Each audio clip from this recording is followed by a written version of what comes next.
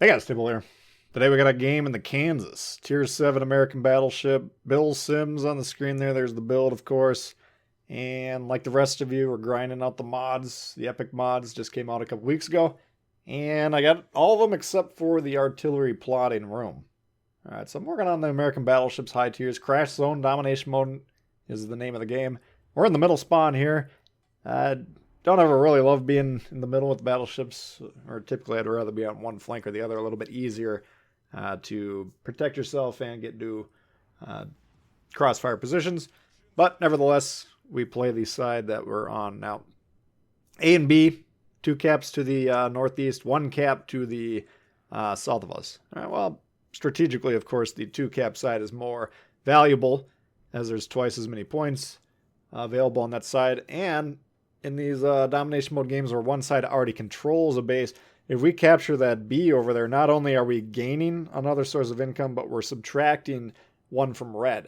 All right, so that's twice as valuable to get that cap just from a pure math standpoint as C is, and defending those 2 caps over there much easier than defending A and C, for instance, because there's that giant dividing line of islands in the middle. So you tend to see way more people go to the C cap. I don't know why. It's a little more cover over there, I guess. But, you know, if you actually think about the value of the positions on the map, which I encourage you to do, as not all parts of the map are as valuable as each other. In this case, I would say A and B, if you can get it, would be a better, piece of territory to control. So that's what we're trying to do here. Gaining a fairly central position in this map early into the game, which for a battleship, if you watch me play Battleship a lot, you probably heard me talk about eventually gaining the middle of the map. The middle of the map is the most powerful position. Just like if you put your queen in the middle of the chessboard, same thing if you put the battleship in the middle of the World of Warships map, well, now we have the most control over the strategically valuable areas, right? Which are the caps and the surrounding areas. So you want to gain the center. The problem is if you gain it too early, usually you're going to be getting shot from all sides and you go down very quickly. Now, what's going on here? Well, red hasn't yet conceded the northeast or the eastern side of the map, the north side, whatever you want to call that, the AB side. But they're in the process of doing so, right? They actually spawned 3 battleships over there and they're all like, you know what? There's a big clump of other dudes over there. We really love huddling with dudes. So we're going to go over there and just kind of huddle together and just kind of hang out with dudes. So that's a very common strategy. We call it the black hole strategy here. It's kind of like all the matter on one team is getting sucked into a singular point in space and time, which is a disaster because number one, you're just conceding all that map control that we're talking about. And number two, as we'll demonstrate here, we can protect ourselves against everyone on the team. So poor strategy, number one, to give up the more strategically valuable side of the map, which we talked about is, in this case, the AB side, without any resistance whatsoever. That's already a disaster and makes winning the game much harder, assuming we can actually convert that free B cap into scoring play, which of course we will sooner or later. But aside from that, putting all the ships, all the pieces on a team in one square, basically, or a 2x2 square, disaster, right? You have no ability to hit crossfires in the enemy team, and you're going to be surrounded by everybody shooting at you. All right, so again, don't clump up.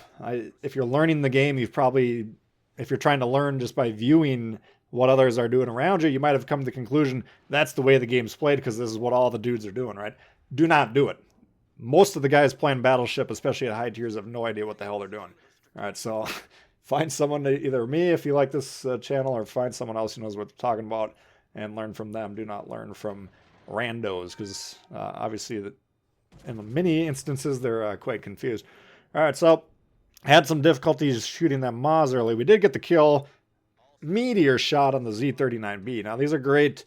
That's a 6,000 damage shot. It doesn't sound like a lot on paper, does it? Well, you can get 10% of your AP shells max damage, right? Now that's a fair amount. If we got a 10,000 max damage shot, we get 10%. That's 1,000. You hit him 5 times, that's a 5,000 shot. So getting 6,000 on this guy looks like he's got about, I don't know, 20,000 at the most. That's a good 30% of his HP. So well worth taking the shots there. And I think we do convert the second kill. There it is right there. So he responsible for killing both destroyers. I shot the Maz a lot, didn't hit him a lot. But we did steal the kill, secure the kill, get him off the board, however you want to term it. Doesn't offend me no matter what or anyway. But got him off the board. A little bit more damage on the Z. And now, here's what we're talking about. All right, these guys are noticing, okay, there's no resistance here. The destroyers, well, we have them all accounted for. 2 of them are now dead. One of them's south of C, or perhaps on C. You can't tell for sure. It doesn't look like he's on the base to me. So those guys have no fear. And the other guys that might have put a little bit of fear into them, a good battleship core, especially one that's spread out horizontally, maybe one to the east of B, one to the south, and maybe one more towards the mid where I'm trying to play. Well, those guys aren't moving forward in that situation, are they? But why would they not move forward here? Number one, they got islands blocking most of these guys. And number two, those guys are all clumped, right? You can see I'm pointed at the rightmost ones, and I got about a 45-degree angle to the dude that's on the ropes, who's probably about to die. Did I hear? Yep, there he goes right there. So we're fully angled, as far as I can tell, against all the punishing shots here. They may feel safe with their little will to rebuild, but they are getting surrounded. They're getting shots from multiple angles here. I got about a square and a half distance from the guys to my east, and there's still a little bit of weight. I think it's mostly cruisers, destroyers to the north of them and sea, but they may be feeling the need to angle against torpedoes or whatever else. So they're having some problems, right? And they are taking some punishing shots. We're not piling up huge damage personally. Shy of 30,000, which is not even half our ship's HP yet, but we'll get some damage. Don't worry about that.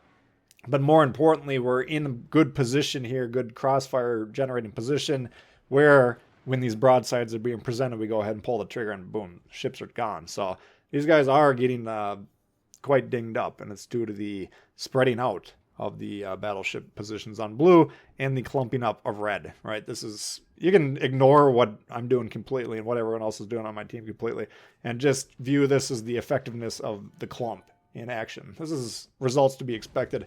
The only time it doesn't work out like this is if the opposing team moves into this clumping formation one at a time, which is, in that case, the black hole strategy usually would prevail, because we're talking about multiple ships fighting one at a time. That's numerical advantage. That's a huge part of picking your battles in this game as well.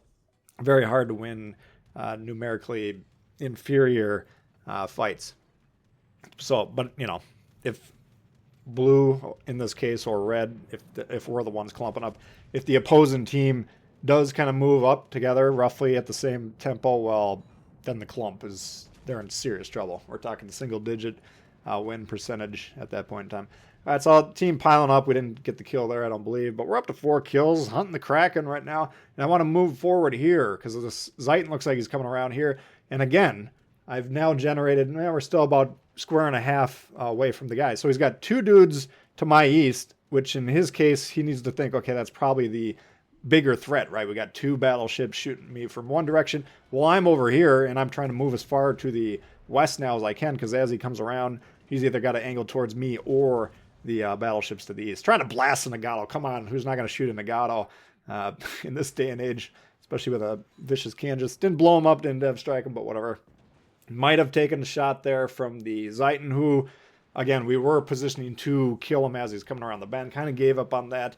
Zeiton, of course, a better ship than the Nagato, but I love shooting Nagato. It's kind of like shooting Minotaur or Tier 4 cruisers. You know, there's just certain ships you got to shoot when you got them. And a Nagato is certainly one of them. But we're coming to our senses now. Zeiton on the ropes, but we don't want him to stay alive. Continuing to hit us with those secondaries. Got away with him there. Now, if we're in an Iowa, that's the end of the game. The Nagato would have killed it, assuming he can aim, which those shots look a little high. We were turning into him, but Iowa, or the Kansas, I should say, a little bit more forgiving for flashing the broadside, let's say that. Black, trying to put the suicide back in Suicide Rush. He's coming full bore. All right, so we know what he's doing here as he launched the torps or not. Well, we got the plane up, and as the plane, both my plane and the carrier, who's over the black as well, they spot those torps early. We know we got one set in the water, and we've already dodged them. Oh, Flyboy torp coming in here. Great shot. Amazing. But we've more focused on the black, right? The black's here to kill us. We're here to kill the black, right? Not a problem. We take care of the suicide part of the suicide rush. Now can we make them look foolish? Can we completely dodge? And yes, Kansas. Oh, you didn't think this nimble beast could dodge these torps, did you? Well, we got the engine fully engaged, rudder fully engaged as well, and no problem. Sail right by him. So that's the 6th kill.